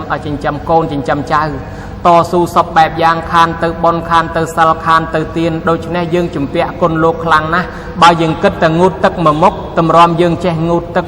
ตากวาดงูตึกเอายังประมาณดองหายจมพูโกนใจวิ่งตางูตึกเอากวาดสมาคณีหายได้หรือเนื้อโดยเฉพาะเปรดมาปกมาได้สดายประตูท่าเอายังทั่วมกสำเลาะสำลังถือมกกันยัยด่ากอดไกรโลจวบกามปีพเนจเวียดวอดหรือก็มอดเวียดมอดวอดมกกันยัยตามนั่งไกรโลกอดเมนกาได้ประตูยืงเตยยืงบานตอมอดตอกอจมวยกอดเปียมันซ้อมรุมไกรจวบบาปกรรมปีปลัวเมียดาใบดานังโดยเปรียได้ถือบอลบานบอลถือบาปบานบาปจังโกนจากบานส้มขมาตูลบเลี้ยงอำเภอกำฮอกคอชกองจังนุกำเอาจอบกามปีวเรียต่อตะลุกขังมกบ้านเชี่ยพิธีนี่นื้อแต่เมียนตุลสอบไงนี่นาองมาจ้าส้มนิมนต์เชียบสันตรังเขาเวมันนี้ละนุไทยได้จำเริญยมคณะบานสดับนกนงสิกได้นังนะยลโจลเจ็ดปีรู้หายเนี่ยบานในรีบรอมนกนงพิธีสรังพระพุทธรูปนังเห็นยมใส่พระตังอ้บานสดับยลโจลเจ็ดหายบานพิจารณานกนงสิกได้นังนะนังบานสิกได้ทายังนักกุลจุพวกพระสมาสัมพุทธได้พระองค์ตรงประกอบโดยมหากรุณาธิคุณวิสุทธิคุณปัญญาคุณจุพวกสัตว์โลกต่างอ้อปนเตโลกเนี่ยปลายบังเรียนยืงนะนังเอายืงบานหมกสรังดอกสำอาดพระพุทธรูปได้ประละโดยถุลีโนเปลโจลนำทำไมเอายืงนึกเฮยเนาะđó là miệt đa bày đa đang cùng phong thì miên chỉ vượt nâu năng để lọp chỉnh châm bay bạch hay để xa phu tức ở dương cướp về cướp về liền nô ở dương nước rồi lực hơi đó miệt đa bày đa đó hái với của rút chùm phu quân presma samput vào một ru nơi dương đang bảo ông ban tra đăng nâu ở nốt tara sama sampo thì nhiên hái bán sầm đai nâu bật hôn đi bao sát lục tầng o năng chẳng bàn là pre miên được hiện vào ông trung sầm đai nộp nông xôn để ở dương thằng ngọc nia xôn năng á thà dương thằng lái trâu tăng chấtประกอบโดยสิกได้กรุณาจมพุสัตว์ต่างหลายนะโดยเชียเปรียหนอนกะเทดเมียนอายุได้โลกบ้านพิจารณาโนเปรียพุทธคุณต่างหลายนี่กรุ๊ปต่างอ้อโรบเปรียทากดจับดาวมองปีสิกได้ประดามตั้งปรารถนาเชียปุพโมกนั่นคือสันซ้อมโนบารมัยดอบอุปบารมัยดอบบารมัตบารมัยดอบมหาบริจาคพรำจริยาใบเกติยาเยียงจบกันโกขนงประเมียตาขนงปัจฉมภพเกติยาประสูตรเกติยาเยียงใจสร้างอภินิสกรมเกติยาบ่มปิงโนตุกระเกติยาจันเมียเกติยาตรัสดังโนสัพปยุตติเนียนคือโลกตระโทผลบุญนังเนตรอมบานตรัสดังจีเปรสมาสัมพุทธนั่นคือโดยสาขาบ่มปิงโนโทพวงพวกคือตอบคุณเมียตาใบดาเจตานังโดยในบานสำได้รีบรอบมกนงสิกใดนี่ยืนถึงออกเนสดับบานเชิงกลมพลิกนะการสบายหรือบอยืนนึงคือเต้าบ่มปิ้งขนงฐานะเชียบดธิดาดอละอคือตอบคุณนังถือเอาสิกใดละอนังการเมียนดอลเมียตาใบดากรุบรูสะสมเชียบดดอละอนกนงสังคมยืนให้ก่อเชียเนสนองโนมรดกดำใบบานบำราโนตโกดอละอให้สำหรับเชียนเนี่ยได้บรรทอปุยพวงวงซานกนงปฏิเจียยืงนะเชียพลรอดดอละอเตียนโดยเฉพาะขยมกนาสตับบานนงสิกใดนี่หายคนแต่เตะตวงหนึ่งเรื่องราวมวยเตี้ยคือเมียนนงพิธีบอลโจลนำกับปีนี้เจียดขมายยืงนั่นคือพิธีปูนพนมใส่กนา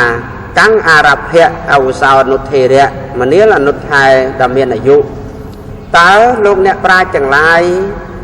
โลบานปรบหนูให้โดยมาได้นะแต่เตะตัวหนึ่งเรื่องปูนพนมใส่ในขณะสมบิสัจเนียเปรียนุไทยตัสสะวัจนังอหังสัตวาบานลือประโซเสียงเสนียงเปรเวจาเจียประสนาเจ้าลางก็นังพลาดลายสำแดงจีจำลอยโดยต่อเตินนี้บอปัดประกลมาจ้าโดยจำรานสมัยกาลดามลอยนุตั้งแต่ปีมนพุทธกาลระโหดมาดอสมัยพุทธกาลกาโกรบกาโบเจียนในประเจดใดคือกิกอสร้างลางโดยเด็กสัจดัลหายทวีลุกะเจดใดสมใบแต่ประสัมมาสัมพุทธพระองค์โจลเปรนเปียนตือ ពួកមលក្ស័តទាំងឡាយរៀបចំចាត់ចែងបែងចែកនៅព្រះសរីរកធាតុទឹកសត្វទាំង8នគរយកទៅកសាងចេតិយបញ្ចុះទុកក៏សុទ្ធសឹងតែជាចេតិយដីខ្សាច់ទាំងអស់ចេតិយដែលហៅតែចេតពាំងពោចេតបន្តិជាចេតយ៉ាងចេតិយដែលទើបនឹងមានក្បាច់មានក្បូរអត្តកាទីហិជាចិត្តតាវានេះនៅសម័យបបាទធម្មាសោកប៉ុណ្ណោះឯកាលពីមុននោះតាមការស្រាវជ្រាវមើលទៅគឺសិតសឹងតែជាដីខ្សាច់យកមកធ្វើជាចេតិយប៉ុន្តែ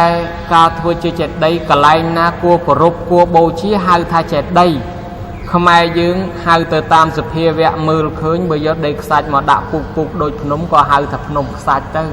ប៉ុន្តែការធ្វើនោះគឺការកសាងចេតិយប៉ុន្តែអាចមានអត្តន័យដោយសារព្រះពុទ្ធសាសនានិងព្រហ្មញ្ញសាសនាផ្សារភ្ជាប់គ្នាត្បិតសម័យដើមឡើយដូចជាវត្តមួយចំនួនដែលមានពាក្យអង្គពាក្យតាំងពាក្យក្រាំងពាក្យរលាំងជាដើមជាពិសេសវត្តដែលមានអង្គដូចជាអង្គក្រឺដូចជាអង្គតសោមអង្គភ្នំតូចអង្គមេត្រីអញ្ចឹងទៅកាលពីសម័យបុរាណមុនព្រះពុទ្ធសាសនាកន្លែងអស់នេះជាកន្លែងគោរពបូជាសាសនាព្រាហ្មណ៍ប៉ុន្តែដល់ពុទ្ធសាសនាផ្សាយចូលមកយើងនាំគ្នាកាន់ពុទ្ធសាសនាក៏មិនលះបង់វប្បធម៌ព្រហ្មញ្ញសាសនាចោលក៏មានការរលាយចូលគ្នាយើងឃើញមាន3ឬក៏4ប្រភេទទី1ពុទ្ធសាសនាសុទ្ធទី2លាយព្រហ្មញ្ញសាសនាផងទី3ទំនៀមទម្លាប់របស់ខ្មែរផងក៏ហើយចំណែកខាងទី4មួយទៀតទំនៀមទម្លាប់របស់ជនជាតិសាសន៍ផ្សេងឬក៏លក្ខណៈនៃប្រទេសជាតិលក្ខណៈពលឹងជាតិខ្មែរជាវប្បធម៌ជាតិអញ្ចឹងក៏វាលាយច្រឡំគ្នាតាមបែបអាណាចក្រផងពុទ្ធចក្រផងព្រហ្មញ្ញផងពុទ្ធផងបានគេបដូរដូចជាកន្លែងនៅនតាមេសភ្នំឈើកាច់ពីដើមគេកាប់មនុស្សបូជាយ៉ាញ់ផុតពីកាប់មនុស្សមកគេកាប់កបីបូជាយ៉ាញ់ផុតពីកាប់កបីមកគេកាប់ជ្រូកដល់មកសម័យសពថ្ងៃនេះគឺគេនិមន្តប្រសង់ទៅបិណ្ឌបាតនិមន្តប្រសង់ទៅសម្ដែងធម៌ទេសនាប្រទានឱវាទសិល5សិល8ទៅវិញការបដូរដូច្នេះហើយទើបមានការរួមច្បាច់បញ្ចូលគ្នាដូចជារឿងភ្នំខ្សាច់នេះបើយើងនិយាយតាមបែបព្រហ្មញ្ញសាសនាឬក៏ដូចជានិទានពីបុរាណកាលដែលមានមកក្នុងគម្ពីរសង្ការសូត្រមហាសង្ក្រានសូត្រហ្នឹងសម្ដែងមានរឿងរ៉ាវពីការគោរពបូជាភ្នំខ្សាច់បានបុណ្យបានអានិសង្សយ៉ាងច្រើនក្នុងសត្រាខ្មែរសត្រាវិលោកៈចេតិយមាន3រឿងមួយនោះនិយាយពីពពោធិសត្វព្រះអង្គទៅរកចំនួនជួញប្រែតាមសមុទ្រក៏ឃើញឆ្នេរសមុទ្រមានដីខ្សាច់ព្រះអង្គក៏ទៅពុកដីខ្សាច់នឹងធ្វើជាចេតិយដើម្បីគោរពបូជាទៅឃើញថាបានអានិសង្សឲ្យកើតក្នុងឋានសួគ៌កើតជាមនុស្សជាស្ដេចចក្រពត្តិមានឫទ្ធិមានអំណាចយុស័កបរិវារត្បិតអានិសង្សអ្នកកសាងចេតិយគឺរមែងទទួលបានមហត្តនោមហាភោគោមហាតេជោមហាបញ្ញោនោះបានដេកជះខ្លាំងបាននៅទ្រព្យសម្បត្តិក៏ច្រើនបាននៅអំណាចបាននៅមហិទ្ធិឫទ្ធិរបស់ខ្លួននឹងក៏ខ្លាំងឡើងយុះឡើងស័ក្តិអញ្ចឹងបានកើតជាស្ដេចចក្រពត្តិរឿងរ៉ាវមួយទៀតដែលយើងនិយមថាការពូនភ្នំខ្សាច់នឹងជាគ្រឿងរំដោះកម្មពីត្បិតមានរឿងនាយនេសាទរត្រីរសាច់មួយរូបដែលមិនមានឈ្មោះនោះក៏បានជួបនឹងប្រធេរៈមួយអង្គលោកចេះតែនិមន្តតាមក្រោយហើយមិនព្រមទៅលោកសុំបិណ្ឌបាតចង្ហាន់មួយចានមកឯនោះថាមិនអោយទេទៅឯណាទៅមិនអោយទេទៅរយណាបានទៅលោកចេះតែដើរតាមសុំចង្ហាន់ឆានម្ដងមកពីព្រោះបានជាលោកធ្វើអញ្ចឹងប្រោសសត្វមនុស្សនឹងធ្វើតែអំពើបាបរហូតបើជួយបានម្ដងនឹងរួចខ្លួនដល់តែលោកមិនព្រមដើរចេញគាត់នឹងថាបើមិនអោយលោកទេលោកមិនទៅទេអញ្ចឹងប្រគេនលោកមួយចានណាលោកដើម្បីឲ្យគាត់ជ្រះថ្លាទទួលហើយក្រាលអាសនៈឆាននៅកន្លែងហ្នឹងដំបូងគាត់មិនជាជ្រះថ្លាទេដល់តែឃើញលោកឆានត្រង់ឆ្ងាញ់អាយ៉ាលោកឆានចង្ហាន់អញដែរតាអញ្ចឹងត្រេកអរសប្បាយដោយការសប្បាយប៉ុណ្ណឹងពេលគាត់អស់ជីវិតទៅគាត់ស្លាប់ប៉ុន្តែនិយាយពីប្រពន្ធគាត់ហ្នឹងដែលនៅឯផ្ទះខំធ្វើបុណ្យស្លាប់ទៅកើតឋានសួគ៌មុនហើយឈ្មោះនាងសវណ្ណអរ៉ៃហើយចំណែកបរោះនេះស្លាប់ទៅត្រូវធ្លាក់ក្នុងនរកដោយសារបុណ្យបាបចែកមិនទាន់ដាច់យមរាជគេពិនិត្យមើលទៅអូដោយសារបោះទៅក្នុងនរកទៅក៏លេចឃើញភ្លើងដែលវាឆេះហ្នឹងពណ៌ដូចជាពណ៌លោកអូពណ៌ដូចជាពណ៌លោកអញធ្លាប់ប្រគេនបាយចង្ហាន់លោកម្ដងដែរអាត្រេកអររំភើបនឹងបុណ្យកុសលប៉ុណ្ណឹងកុសលវាមកដាស់តឿនក្នុងពេលហ្នឹងចេញរួចពីនរកនោះក៏ទៅកើតក្នុងឋានសួគ៌7ថ្ងៃទៅជួបជាមួយនឹងប្រពន្ធនោះ ប្រពន្ធនោះដឹងថាអោប្តីអញមកកើតនេះបានតែ7ថ្ងៃក្នុងឋានសួគ៌ទេ7ថ្ងៃទៀតនឹងត្រឡប់ទៅវិញហើយបើអញ្ចឹងប្រមូលប្តីធ្វើបន់បន្ថែមដោយយើងថាសពបញ្ចូលបន់បន្ថែមទៀតគឺធ្វើបន់ពូនភ្នំខ្សាច់គោរពដល់ចូលឡាមនីចេតិយនឹងយើងឆ្លងឲ្យហើយពេលនោះនិទានមានថាយមបបាល10ថ្ងៃកំណត់ក៏មកយកទៅវិញប្រពន្ធនោះក៏ខាត់ថាកំយកប្តីខ្ញុំគាត់បានធ្វើបន់ពូនភ្នំខ្សាច់រួចហើយបើណែឯងចង់យករាប់គ្រាប់ខ្សាច់នេះអស់ទៅយកមកបាលក៏រាប់មិនព្រមអស់ក៏លែងយកមកវិញទៅបើវិភាគទៅតាមកម្មផលរឿងដែលយមមកបាលមិនយកនេះមិនមែនដោយសាររាប់មិនអស់ទេគឺដោយសារគាត់បានធ្វើបន់បន្ថែមទៀតអញ្ចឹងបន់គាត់វាមិនទាន់អស់ក៏គាត់នៅសោយសម្បត្តិក្នុងឋានសួគ៌នោះបន្តទៀតទៅអញ្ចឹងបានយើងនិយមថាធ្វើស្រែធ្វើចំការកាប់ដីភ្ជួរដីដុតព្រៃក្រែងឆេះសត្វតូចសត្វធំសម្ោចសង្អាដោយភ្លេចមេត្តាភ្លេចករណាអាណិតអាសូរឲ្យអភ័យសត្វអីទៅឃើញវាជាប់កម្មពៀវាជេរវាដាក់ទំនាយយើងជាឲ្យយើងឆេះផ្ទះជាឲ្យយើងមានគ្រោះថ្នាក់មានអីចឹងទៅចឹងយើងមិនបានដឹងខ្លួនក្រែងលោសត្វវាជេរវាដាក់ទំនាយវាខឹងវាផ្ដន់ទាទោសយើងសុំខមាទោសដោយការពូនភ្នំខ្សាច់នេះរំដោះកម្មពៀកុំឲ្យកើតផ្ទេជូនជាបុណ្យកុសលទៅឲ្យវិញឲ្យសត្វទទួលយកបុណ្យកុសលចុះកុំឲ្យយកបាបយកពីក៏ជាប់ជានិទានមួយអញ្ចឹងដែរទៅបានជាយើងនិយមថាពូនភ្នំខ្សាច់រំដោះកម្មពៀហើយមួយទៀតសោតនិទានមួយទៀតនិយាយពីចៅកំជិលខ្សាច់ដេកលេងតែដីខ្សាច់ពុកធ្វើចេះដីតាមផ្លូវអាទេសនឹងគោរពតែម្នាក់ឯងទៅគេឃើញញយពេកគេហៅថាចៅកំជិលខ្សាច់ប៉ុន្តែដល់ទៅពេលការគោរពបូជាចេតិយខ្សាច់របស់ខ្លួននោះប្រអិនក៏ចាប់ស្រីម្នាក់ឲ្យចោះមកកើតរងចាំធ្វើជាប្រពន្ធពេលនោះពរាជាក៏បានសោយទីវង្គតទៅគេប៉ាវកងប៉ាវខ្មោះដាក់តម្រៃហែបោះស្បុកដើររអ្នកមានបុណ្យតម្រៃនឹងក៏មកជួបលិតជាគង់ឲ្យចៅកំជិលខ្សាច់នឹងទៅបានចៅកំជិលខ្សាច់ទទួលយករាជសម្បត្តិសោយរាជជាមួយនឹងអគ្គមហេសីសុខសប្បាយតទៅព្រោះអានុភាពនៃការគោរពបូជាចេតិយដែលបានកសាងឡើងពីដីខ្សាច់អញ្ចឹងយើងឃើញថាពីដើមឡើយគេយល់ថារំដោះកម្មរំដោះពៀអ្នកខ្លះថាការពូននឹងជានិមិត្តរូបមួយឲ្យយើងរស់ស៊ីចេះតែមានបានកើនឡើងខ្ពស់ឡើងដោយភ្នំខ្សាច់អញ្ចឹងទៅហើយអ្នកខ្លះទៀតទៅក៏គេកែច្នៃស្រុកខ្លះគេពូនទៅជាភ្នំស្រូវនៅខាងខេត្តព្រៃវែងនិយមពូនភ្នំស្រូវនៅខាងបៃលិនខាងជាយខាងលិចគេនិយមពូនភ្នំអង្គក៏មានដូរពីខ្សាច់ទៅជាស្រូវទៅជាអង្គគ្រប់កន្លែងខ្លះពូននៅទាំងពីរទៀតហើយបើយើងវិភាគទៅតាមព្រះពុទ្ធសាសនាវិញ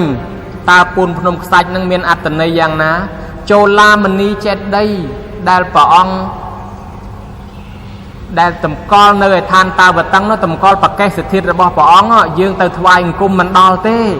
បើយើងទៅមិនដល់ហើយយើងអធិដ្ឋានភ្នោខ្សាច់នឹងចាត់ទុកថាចេតិយនៅឯតាវតឹងឲ្យយើងក៏ថ្វាយអង្គមទៅបុណ្យប្រព្រឹត្តទៅតាមចេតនាកម្មបានបុណ្យដែរដូចជាអ្នកបង្ហោះគោមអ្នកបាញ់កំជ្រួចមួយចំនួនហ្នឹងគឺគោរពបូជាចូលឡាមនីចេតិយនឹងដែរឃើញអសរខ្លះសរសេរនៅអង្គមហ្នឹងថាបូជាចូលឡាមនីចេតិយខ្លះទៀតថាគោរពរំលឹកនឹកដល់ស្នាមប្របាទដែលព្រះអង្គបដិស្ថាននឹងឆ្នេរខ្សាច់ណាមទាក៏បានស្រេចទៅលើអារម្មណ៍របស់ញោមញាតប៉ុន្តែបើគិតតាមពុទ្ធសាសនាឲ្យចំដីខ្សាច់ដែលយើងពូននេះជាតំណាងចូលឡាមនីចេតិយតម្កល់ព្រះចង្កូមកែវព្រះអង្គនិងបកេសធាតុនៅឯឋានតាវតឹងបើធ្វើត្រឹមត្រូវតាមលក្ខណៈនេះចេតនាល្អគឺបានបុណ្យកុសលច្រើនណាអង្គម្ចាស់សូមទ្រង់ជ្រាបសាធុខ្ញុំកណាស្ដាប់បានយល់ចូលចិត្តណានៅក្នុងចម្លើយដែលព្រះនុថែប្អូនណាបានរៀបរាប់នៅក្នុងពិធីកម្មដែលតាក់ទងនឹងការពូនភ្នំខ្សាច់នេះញាតិញោមសប្បុរសស្រីប្រុសទាំងអស់បានស្ដាប់យល់ចូលចិត្តហើយសូមតាំងចេតនាណាដើម្បីចម្រើននៅបុណ្យកុសលព្រោះអ្វីក៏ដោយប្រព្រឹត្តទៅក្នុងសេចក្តីល្អជាចេតនាកម្មណាដែលបុគ្គលម្នាក់ត្រូវសន្សំនឹងមិនមែនថារឿងខ្លះយើងចេះតែបោះបង់ចោលទៅនាំឲ្យសេចក្តីប្រមាទសេចក្តីធ្វេសប្រហែសនឹងកើតឡើងណានឹងយល់ព្រោះពុទ្ធសាសនាមិនមែនជាសាសនាដែលត្រូវបង្ខិតបង្ខំឲ្យយើងធ្វើខុសឆ្គងទេណាព្រោះទៅតាមហេតុបច្ច័យមានសិលសមាធិបញ្ញាជាដើមទានសិលភាវនាប៉ុន្តែអ្វីទាំងអស់គឺមនុស្សកើតឡើងក្នុងលោកតាក់ទងនឹងប្រពៃណីទំនៀមទម្លាប់នឹងហើយសាសនានេះមិនមែនយើងកើតមកភ្លាមទទួលមរតកកាន់គោរពប្រតិបត្តិជឿតាមពុទ្ធសាសនានេះតែម្ដងទេ ហ្នឹងណាគឺមានប្រពៃណីមានទំនៀមទម្លាប់របស់ខ្លួនគឺជាតិសាសន៍ម្នាក់ហ្នឹងត្រូវតែមានបន្ទាប់មកយើងទទួលយកនៅព្រហ្មញ្ញសាសនាបន្ទាប់មកទៀតបានទទួលយកនៅឥទ្ធិពលពុទ្ធសាសនាអញ្ចឹងឃើញថាអ្វីបានចូលមកដាក់នៅក្នុងហត្ថយៈសន្តានចិត្តរបស់ពុទ្ធបរិស័ទបុព្វការីជនយើងតាំងពីបុរាណកាលដែលកកើតទឹកដីនៃប្រជាជាតិកម្ពុជានេះអញ្ចឹងយើងទាំងអស់គ្នាត្រូវប្រព្រឹត្តតាមធម៌ពុទ្ធដែលព្រះអង្គទ្រង់ត្រាស់សម្ដែងថាមជ្ឈិមាបដិបទាកណ្ដាលណានឹងកុំប្រមាទនៅក្នុងសេចក្តីនៃការប្រព្រឹត្តនឹងប្រតិបត្តិនឹងកាលណាយើងប្រមាទយើងធ្វេសប្រហែសភ្លេចខ្លួនទៅការប្រព្រឹត្តរបស់យើងនឹងមិនបានសម្រេចមិនបានចម្រើនទេញាតិញោមស្រីប្រុសទាំងអស់ដូច្នេះខ្ញុំកណាស្ដាប់បានយល់ចូលចិត្តហើយពេលវេលាហ្នឹងក៏លមមដែរហើយប៉ុន្តែគិតថាសួរមួយសំណួរទៀតគិតថាសំណួរហ្នឹងចុងក្រោយណាហ្នឹងចង់ដណ្ដឹងសួរដល់ព្រះអនុត្តហេតុប្អូនមេត្តារៀបរាប់សំគួរលមមទៅតាមកាលវេលាថាតើនៅក្នុងពិធីបុណ្យចូលឆ្នាំប្រពៃណីខ្មែរជាតិយើងក្នុងរយៈពេល3ថ្ងៃហ្នឹងពុទ្ធមាមកជនតើត្រូវប្រព្រឹត្តបប្រតិបត្តិដូចម្ដេចខ្លះអ្នកអនុត្តហេតុសូមវិសាចនាណាបបិទ្ធប្រគុណម្ចាស់ដ៏ចម្រើនកម្មវិធីវត្ថុបំណងនៃកម្មវិធីបុណ្យក្នុងសង្គមខ្មែរជាពិសេសបុណ្យចូលឆ្នាំនេះផ្ដោតទៅលើភាពសាមគ្គីវត្ថុបំណង3យ៉ាងជាសំខាន់គឺពុទ្ធសាសនាសរណហេតុនឹកដល់គុណព្រះពុទ្ធសាសនាគឺជាទំនៀមទម្លាប់ប្រពៃណីតាំងពីដូនពីតាម៉ាកងមកដែលសម្គាល់អត្តសញ្ញាណជាតិថាព្រះពុទ្ធសាសនាជាសាសនារបស់រដ្ឋខ្មែរយើងក៏បានគោរពទទួលយកមកជាកេរដំណែលជាមរតកវប្បធម៌ពូលគឺជាព្រលឹងរបស់ជាតិខ្មែរបើយើងចង់ឲ្យជាតិរស់ត្រូវថែរក្សាព្រលឹងជាតិយើងទាំងអស់គ្នាចឹងបានជាកូនចៅតាំងពីលបែងលបាំប្រជាប្រិយក្តីទំនៀមទម្លាប់នៃការស្លៀកពាក់ក្នុងកម្មវិធីបុណ្យការធ្វើពិធីផ្សេងៗក្នុងកម្មវិធីបុណ្យគឺជាព្រលឹងជាតិសម្គាល់អត្តសញ្ញាណថានឹងជាជាតិខ្មែរយើងមិនត្រូវលះបង់ចោលនេះមួយទៀតគុណោបការៈសារណហេតុនឹកដល់មេត្តាបិតាគ្រូអាចារ្យជីដូនជីតាមេត្តាបិតាជាអ្នកមានគុណទោះបីទៅនៅស្រុកចិត្តស្រុកឆ្ងាយគេហៅថាកតញ្ញូមាន3និច្ចជាកតញ្ញូអ្នកដែលនៅជានិច្ចទំនុកបំរុងផ្ចង់ផ្ដើមអ្នកដែលទៅនៅឆ្ងាយកាលកតញ្ញូមានកាលពេលវេលាក៏មកដល់នាំគ្នាដាំស្លបបរបបៀកភេសជ្ជៈទឹកត្រជាក់ទឹកក្តៅបាយទឹកនំចំណីត្រីសាច់ជូនដល់មេត្តាបិតាផងហើយទូលព្រះបង្គំខ្ញុំបករណាប្រមាណឆ្នាំនឹងសូមថ្លែងញំណគុណវត្ថុនិងទូរទស្សន៍ជាពិសេសវត្ថុមួយចំនួនដែលបានខលតាមទូរស័ព្ទជួបគ្នាជាមួយអតិថិជនហើយគេសួរគ្នាថាតើឆ្នាំនេះទៅបានវត្តណាខ្លះឆ្នាំនេះទៅបានប្រមាណវត្តហើយស្រង់ព្រះហើយនៅដាំស្លជូនចាស់ទុំហើយនៅសួរនេះគឺជាការល្អណាស់ដែលជាការចាត់ទុកថាជួយរំលឹកដល់កូនខ្មែរកុំឲ្យភ្លេចព្រោះថាចូលឆ្នាំនឹងវាមានពិធីច្រើនពុទ្ធសាសនិកជនគាត់បីបប្រតិបត្តិប៉ុន្តែបើក្មេងៗបើមិនរំលឹកទេគេច្រើនយកតែពិធីសបាយតែមួយមុខប៉ុន្តែសបាយក៏សបាយហើយមានផ្នែកទាំងលេងលបែងលបាំប្រជាប្រិយផងសបាយផងហើយកុំភ្លេចមេត្តាបិតាកុំភ្លេចវត្តវាអារាមមេត្តាបិតាដែលរស់រានមានជីវិតនៅយើងជូនបាយទឹកនំចំណីត្រីសាច់សពុតសើអាវស្បៃផ្ទាល់ដៃគាត់ឃើញផ្ទាល់ភ្នែកយើងស្រោចទឹកសុំខមាទោសគាត់ឲ្យគាត់ជូនពរបើគាត់ដាក់ទំនាយយើងវិនិច្ឆ័យបើគាត់ជូនពរយើងសុខចម្រើនតាមពាក្យព្រះអរហន្តនឹងឯងហើយម្យ៉ាងទៀតមេត្តាបិតាជីដូនជីតាម៉ាកងចឹកចែសោហៀទាអ៊ីពេកើដែលចែកឋានទៅខ្មោចមុនខ្មៅក្រោយ100ជាន់1000តម្រួតតាទូទីទួតតាលាយលាយើងនោះតើគាត់បានអ្វីបរិភោគបើសិនជាគាត់ពុំទាន់បានមកចាប់ជាតិកំណើតកើតជាមនុស្សទេវតាម្លេះសំរំពឹងទន្ទឹងមើលថាកូនអញនៅឯណាចៅអញនៅឯណាឃើញតែកូនគេមកវត្តឃើញតែចៅគេមកវត្តតើកូនអញនៅឯណាចៅអញនៅឯណាចឹងពេលគាត់ឃ្លានចង់បរិភោគតើបានអ្វីបរិភោគដូច្នេះយើងត្រូវបែងចែកលៃលោកយកដើមទុនធនធានធ្វើជាបុណ្យជាទានទៅវត្តទៅវាបាំងស្គលប្រមូលកុសលឧទ្ទិសជូនដល់គាត់កុំបីខានឡើយទើបទេវតាតាមបីបាច់ថែរក្សាការពារបានទើបគាត់ឲ្យពរឲ្យយើងសុខសប្បាយបានមួយទៀតសង្ខារៈសារណហេតុនឹកឃើញពីអាយុសង្ខាររបស់យើងមិនទៀងទាត់ថិតថេរជេរកាលប្រមាណអស់លោកទស្សនាតាមវិទ្យុនៅតាមទូរទស្សន៍តាមកាសែតទស្សនាវដ្តីនឹងស្ដាប់តាមវិទ្យុគ្រោះថ្នាក់នឹងការស្លាប់កើតឡើងច្រើនឡើងគឺភាគច្រើនវ័យក្មេង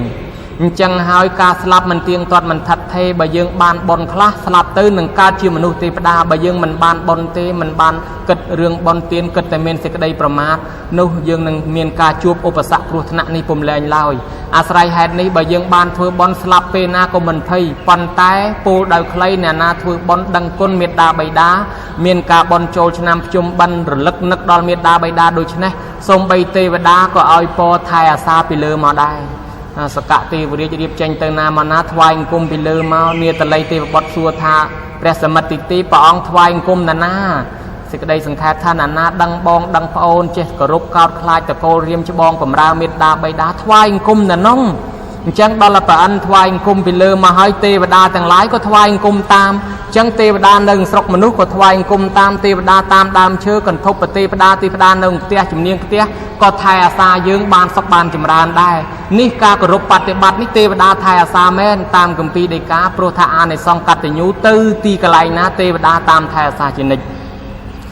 จังหายบานชีกมเอาเพลชเอานอมขณีสมาเตียนซัลเอานอมขณีทวยบอลทวยเตียนบังสโกลประโมลก็ซอลตื้อจูนปปการัยจุนทองสอบสายทอบสอบสายบอลก็ซอลดอลเตปดาจูนบอลก็ซอลดอลเตปดาเติบเตปดาช่วยยืงไอ้บานศกจำรานสลายตึก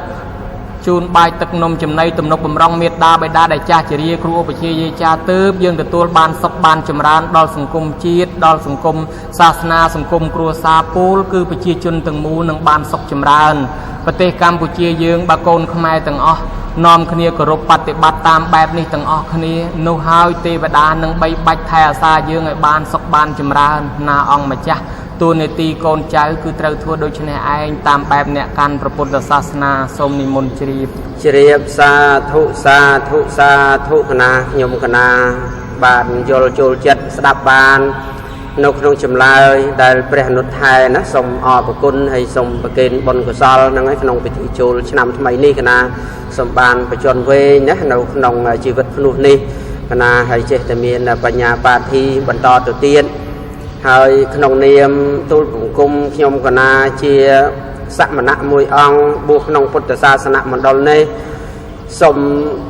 พระดำพญานกขนมอกาโจลนำทำไมไปนี่เจียดทำไมยังนี่ดอลไปเชียร์ปลรอดเงียบโยมสับรอใส่ปลอกต่างอ้อนังเมตารวมคณีนะดำใบบานสามกีโทนอมมกนสิกได้ซอกนองไปทีบอลโจลชนำนี่ชีวิตใส่คือกุรุไทยรักษาตัวตามแบบปีนี้ตุ่มเนียมตุ่มล้อมกาประพฤติโนหลบใบเซ็งเมียนหลบใบไปเชียร์ไปเรือเอาไว้คือเต้าไต้รักษาเอาไว้ได้เชียร์แบบปีนี้เชียร์ตัวบ่ยืงอ้อยบานกุ้งวงละอภาษาหนึ่งนะหนึ่งหายสมประเกณฑ์ตูทวายจุ่มพวกคุณจ้าเชียร์ไปเจ้าติกากรุบวัดทั้งอ้อขยมคณะนังบานตะตูตำดังทาบาสนาเฉียเมียนพิธีโดยเฉียรอมเล่งกับซานไอ้นังขโมยยุบจนยุบไตนังบัดไปนี่เจียดขมายยังมันใจรอมเตนังตอนละจะบัดบอเตยังกลมจะเอาเตอให้เราประกาศทาสมเดซาไปนี่เจียดขมายยังมันปะเตละใบไปเจียไปขมายนะได้โดนตาบันเศร้าตกมองให้เจียไปใส่สมริแบบเปียนังคือกลมบะบังเจ้านังกานาไปยังบะบังเจ้านุ๊กยังนังแบบปั้นโนอัตสัญญาณเชียดบ่ยังคือหักใบโดยเชียสำหรับครูนไอจังรู้เห็นจังสมจุดอันโปนะบรรดาดาวสันดานเจ็ดเมตตาใบดาสมจุยนายนอมโกนเจ้าต่างอ้ออ้อยบานประพฤติโนสึกได้ละอ้อสึกได้ไทยโนจังกาวนาบะเมียนซ้ำเมื่อกี้ยังปรองประหยัดจังนุ๊กเชียดบ่ยังหนึ่งบานรุ่งเรืองกรมการให้จีบใส่เรื่องมวยเตียนเนี่ยได้สมได้ได้โจในยุโรปไตรในประเทศกัมพูชีโลกเมียนภาษาดอกพวงกัวกรุบไปเรียทั้งอ้อได้เจอเจ้าสมโพตีนากะไลนานั่นคือสมมเปียววันเดียวนะดอลไปเชียร์ปลร้อนเชียร์ไปใส่คือยุบจนยุบใจกลมพงแต่เป็นวัยเพลินนั่งคือสมสมรัวอารมณ์นั่งเฟิร์มไม่เชียร์ไปใส่คือจราจรนะเมียนโมโตเมียนลานเต้าปรองประยัดปรองสมาร์ได้สเตนั่งคือเต้าเมียนโทสันดาวเนี่ยตัววิ่งตัวมัวกลมผมมาดอลชีวิตมนุษย์ตีนะกลมเกิดหาอ่างที่ยืงเมียนลานละอเมียนโมโตพอนั่งไงเต้ากรุบฉบับให้กรุบชีวิตสัตว์ตีรูธาเวจีเรื่องใดประมาทชีวิตนี้ វាជាអកុសលមួយដ៏ធំណាស់ហើយជាភាពដែលខូចសម្ដាប់ធ្នាប់ណានៅក្នុងសង្គមខ្មែរយើងដូច្នេះយើងត្រូវតែគោរពពេលចូលឆ្នាំនេះក៏ហើយត្រូវប្រយ័ត្នភ្លើងទៀនធូបអីជាដើមប្រយ័ត្នវាអគ្គិភ័យកើតឡើងនៅពេលដែលយើងកំពុងប្រារព្ធពិធីចូលឆ្នាំដូច្នេះទូលបង្គំខ្ញុំគណៈអាត្មាភាពទាំងពីរអង្គណាបានសម្ដែងពុច្ឆាវិសច្ចនីក្រេ2នៃពធទេសនាប្រារព្ធជុំវិញបញ្ហាកម្មរឿងចូលឆ្នាំប្រពៃណីជាតិខ្មែរយើងក្នុងឆ្នាំម្សាញ់បញ្ញស័កពុទ្ធសករាជ2557នេះសំគួរទៅតាមកាលវេលាណាបើមានលើសលួសខ្វះចន្លោះដោយប្រការណាសូមព្រះមេត្តាអធ្យាស្រ័យនឹងសន្តោសប្រោសបណីដល់ទូលបង្គំខ្ញុំគណៈអាត្មាភាពទាំងពីរអង្គដែលបានសម្ដែងនៅក្នុងវេលាគ្រានេះហើយមុនបញ្ចប់វត្ថុទេសនាសូមប្រមូលនៅកងការមហាកុសលដែលកើតអំពីធម្មទាននិងអមិសទានជាពិសេសគឺទេវតាឆ្នាំថ្មីព្រានាមតុងសាទេវីក៏សូមលើកនៅព្រះរាជកុសលនេះថ្វាយចំពោះសម្ដេចព្រះមហាសង្ឃរាជទាំងពីរគណៈសម្ដេចព្រះសង្ឃនាយកព្រះសង្ឃនាយករងសម្ដេចព្រះរាជាគណៈប្រធារានុធិរៈគ្រប់ព្រះអង្គសូមបានគង់នៅជាសុខក្នុងពុទ្ធសាសនមណ្ឌលហើយជាពិសេសសូមលើកនៅព្រះរាជកុសលទាំងអស់នេះថ្វាយចំពោះព្រះករុណាព្រះបាទសម្ដេចព្រះបរមនាថនរោត្តមសីហមុនីព្រះមហាក្សត្រនៃព្រះរាជាណាចក្រកម្ពុជាសម្ដេចព្រះមហាក្សត្រីនរោត្តមមុនិនាថសីហនុសម្ដេចព្រះវររាជមេត្តាជាតិខ្មែរក្នុងសេរីភាពសេចក្តីថ្លៃថ្នូរនិងសុភមង្គលសូមឲ្យព្រះអង្គបានគង់នៅជាសុខនិងសូមលើកនៅកងការមហាកុសលនេះថ្វាយជាព្រះរាជកុសលដ៏ដុងឧត្តមថ្វាយចំពោះព្រះបរមវិញ្ញាណក្ខន្ធរបស់ព្រះករុណាព្រះបាទសម្ដេចព្រះនរោត្តមសីហនុព្រះមហាវីរក្សត្រព្រះវររាជបិតាជាតិខ្មែរដែលព្រះអង្គបានយាងចូលប្រទីវង្គតទៅហើយនោះសូមសម្ដេចព្រះបរមរតនកោដ្ឋព្រះអង្គទទួលនៅព្រះរាជកុសលដ៏ដុងឧត្តមនេះហើយបានទៅបដិសន្ធិនៅក្នុងបរមសុគតិភពសួគ៌ទេវលោកហើយសូមជួយអភិបាលរក្សាដល់ព្រះមហាក្សត្រដល់សម្ដេចព្រះវររាជមេត្តាជាតិខ្មែរនិងសូមជួយអភិបាលរក្សាសម្ដេចអគ្គមហាធម្មពោធិសាលជាស៊ីមប្រធានព្រឹទ្ធសភាសម្ដេចអគ្គមហាវិញ្ញាចក្រីហេងសំរិនប្រធានរដ្ឋសភាជាតិលោកជំទាវសម្ដេចអគ្គមហាសេនាបតីតេជោហ៊ុនសែននាយករដ្ឋមន្ត្រីនៃព្រះរាជាណាចក្រកម្ពុជានិងលោកជំទាវកតេព្រឹទ្ធពិនិត្យបុណ្យរនីហ៊ុនសែនព្រមទាំងឯកឧត្តមលោកជំទាវជាសមាជិកសមាជិការដ្ឋសភាព្រឹទ្ធសភារាជរដ្ឋាភិបាលញាតិញោមសប្បុរសស្រីប្រុសទាំងអស់ទាំងក្នុងព្រះរាជាណាចក្រកម្ពុជាទាំងរស់នៅក្រៅប្រទេសសូមឲ្យបានប្រកបណាតែសេចក្តីសុខចម្រើនគឺមង្គលពរទាំង4អាយុវណ្ណៈសុខៈពលៈនិងសម្បត្តិទាំង3មនុស្សទេវតាបើញាតិញោមស្រីប្រុសប្រាថ្នានូវសម្បត្តិណាពរណាសូមបានសម្រេចដោយសេចក្តីប្រាថ្នាសូមបានសុខបានចម្រើនក្នុងបច្ចុប្បន្នទីបំផុតនៃជាតិណាមួយសូមបានសម្រេចនូវមគ្គផលរួចចាកទុក្ខគ្រប់គ្នាអាយ៉ាងសង្ឃពេនសមតាពធទេសនាដែលទូលបង្គំខ្ញុំគណៈអាត្មាភាពបានសម្ដែងទាំងពីរអង្គដោយសង្ខេបបែបខ្លីតែប៉ុណ្ណេះឯងអេវ៉ាំង